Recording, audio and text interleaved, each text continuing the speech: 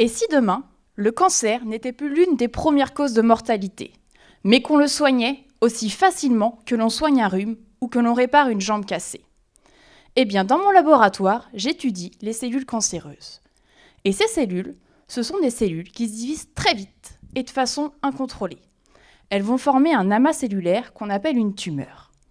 Et pour traiter cette tumeur, il y a différentes stratégies thérapeutiques dont vous avez sûrement déjà entendu parler. Nous avons la radiothérapie, la chirurgie, l'immunothérapie, les thérapies ciblées et bien sûr la chimiothérapie sur laquelle je travaille. Ces traitements vont amener à une disparition des cellules cancéreuses et amener le patient en rémission. Malheureusement, 1 mois, 1 an, 5 ans après l'arrêt du traitement, on peut observer chez certains patients l'apparition d'une nouvelle tumeur. On parle alors de rechute. Eh bien, mon sujet de thèse, c'est ça. Comprendre pourquoi il y a une rechute, mais surtout comment on pourrait l'éviter. Pour bien comprendre mes recherches, il faut aller voir d'un peu plus près ce que fait la chimiothérapie à nos cellules. Dans notre cellule, nous avons de l'ADN. Et l'ADN, c'est un peu comme le chef d'orchestre de la cellule. C'est grâce à elle, la molécule d'ADN, que la cellule va savoir si elle doit se diviser, si elle doit sécréter des protéines, ou au contraire, si elle doit internaliser des protéines. Eh bien, notre chimiothérapie, elle va aller endommager notre ADN.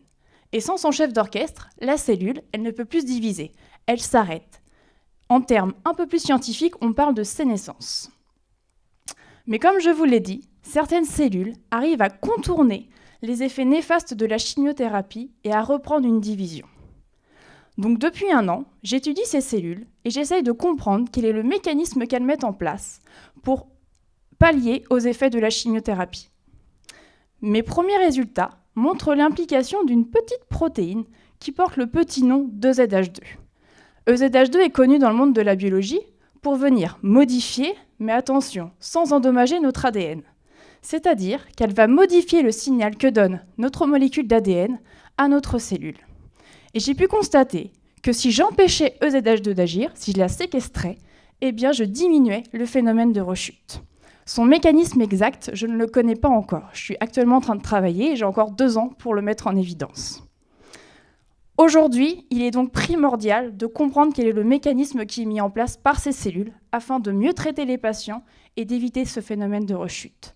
Et peut-être qu'un jour, en sortant de chez son médecin traitant, on pourra s'entendre dire « Ah, il m'a dit que j'avais un cancer. Dans 3 jours, je suis guérie. »